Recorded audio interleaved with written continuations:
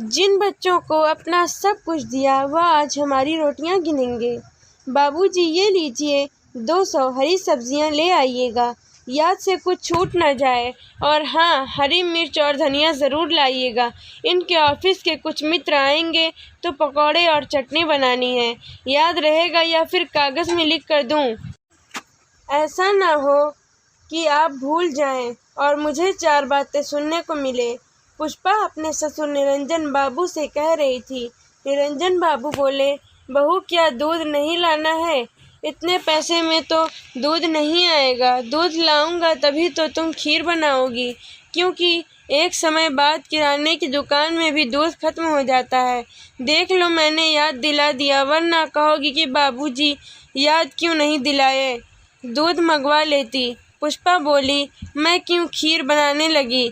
आज ऐसा क्या है जो मैं खीर बनाऊंगी? महंगाई में गुजारा मुश्किल से हो रहा है और आपको खीर की पड़ी है। आपको जितना कहा है बस उतना ले आइएगा। इतना कहकर पुष्पा वहाँ से चली गई। तभी निरंजन बाबू की पोती प्रिया आई और बोली, दादाजी आज क्या है जो खीर बननी चाहिए? निरंजन बाबू पोती को लाड करते हुए बोले, प्रिया आज तुम्हारी दादी और मेरी सालगिरह है। हर साल तुम्हारी दादी आज के दिन मेरे लिए खीर बनाती थी और मैं उसके लिए मीठा पान लाता था। मुस्कुराते हुए निरंजन बाबू पुराने दिनों को याद करते हुए बाजार की ओर चल पड़े। सारा सामान लेने के बाद निरंजन बाबू के पास 20 से 25 बचे थे। उन्होंने सब्जी वाले से कहा, भैया इतना सब्जी लिया हूँ तो कुछ धनिया पत्ता और मिर्च ऐसे ही डाल दो, भगवान तुम्हारा भला करेगा। बहुत कहने पर सब्जी वाले ने थोड़ा सा धनिया पत्ता और मिर्च दे दिया। निरंजन बाबू सोचे, 2 दिन तो इतने में काम चल जाएगा, तो क्यों न प्रभा पत्नी के लिए मीठा पान ले लूं, खुश हो जाएगी। पान वाले के पास पहुंचे और बोले, बिहारी लाल कैसे हो? बच्चे तुम्हारा ध्यान तो रखते हैं ना? ऐसा करो, बढ़िया सा एक मीठा पान लगा दो। बिहारी लाल मुस्कुरा कर बोला, बाबू साहेब लगता है आज आपकी सालगिरह है, तभी आप पान लेने आए हो। अब तो साल में एक बार आप मेरी दुकान पर आते हो। पहले आए दिन आप भाभी जी के लिए पान लेने आते थे। क्या डॉक्टर ने पान खाने से मना कर दिया? निरंजन बाबू मुस्कुरा कर बोले, अरे नहीं नहीं, डॉक्टर ने नहीं मना किया, पर बुढ़ापे में क्यों फालतू के खर्च करूं? तुम बताओ कितने पैसे हुए?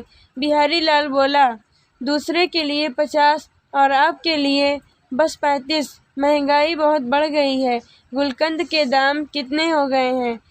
निरंजन बाबू ने संकोच भरी नज़रों से उसे देखा और अपने कुर्ते की जेब में से 25 निकाले और बोले, अब क्या बताऊं तुम्हें, बहू ने इतने पैसे दिए थे, पर जब मैं सब्जी लेने गया तो अपनी पसंद की सारी सब्जी उठा लाया तो सारे पैसे वहीं ख़त्म हो गए।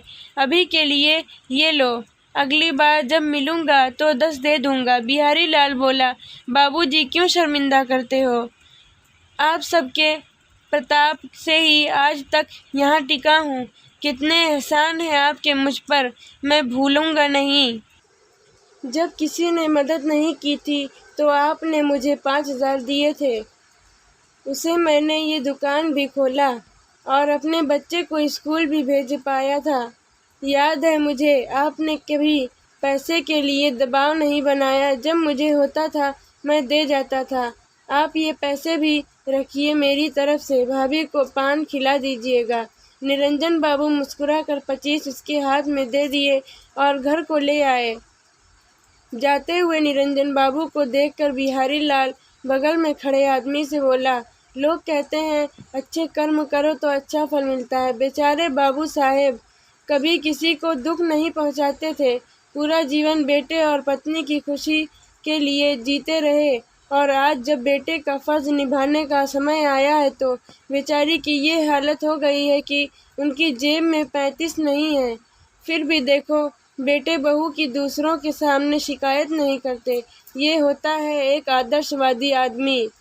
निरंजन बाबू को पसीने पसीने देख प्रभा जी अपने आंचल से उनका चेहरा पोंछती और कहती, क्यों इस उम्र में ये सब काम करते हो? पूरी जिंदगी कभी सब्जी कभी भाजी खरीदने नहीं गए, अब बुढ़ापे में ये सब करना शोभा नहीं देता। निरंजन बाबू बोले, भाग्यवान, पहले नौकरी करता था तो खाना हजम हो जाता था, अब अगर चलूँगा फिरूँगा नहीं तो गैस बन जाएगा, फिर मेरे पेट में दर्द होगा, फिर मैं तुम्हें ही परेशान करूँगा, तो क्या तुम उसके लिए तैयार हो? प्रभा जी बोली, पहले की बात अलग थी कि मैं आपको आए दिन दूध मेवा क्या कुछ नहीं खिलाती थी, अब तो गिन कर रोटी मिलती है, खाते ही कितना हो जो पचाने के लिए इतना पसीना भागते हो। निरंजन बाबू बोले, तुम वो सब छोड़ो, देखो मैं तुम्हारे लिए क्या लाया हूँ। मेरे दुख सुख की साथी, तुम्हें हमारी शादी की सालगिरह बहुत बहुत मुबारक हो। ये कहकर उन्होंने मीठा पान प्रभा जी की तरफ बढ़ाया। प्रभा जी मुस्कुरा कर बोली, हर कोई भूल जाता है पर आप नहीं भूलते। इस मीठी पान की तरह हर कड़वी यादों को भुलाकर आप मेरी जिंदगी में मीठापन घोल देते हो। ईश्वर आपके सभी कष्ट मुझे दे दे और मेरे सुख आपके दे दे।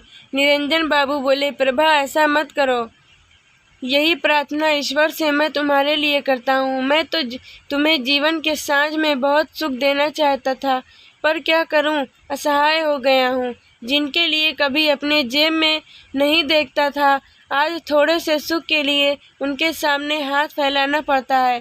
खैर छोड़ो इन बातों को, तुम अपना मुंह मीठा करो इसे खाकर। जब तुम कुछ कहती हो, मीठी सी खुशबू और तुम्हारे होंठ लाल हो जाते हैं। तुम बिल्कुल वैसे ही लगती है जैसे 50 साल पहले लगती थी। इतना कहकर उन्होंने प्रभा जी के मुंह में पान दे दिया और दोनों हंसने लगे।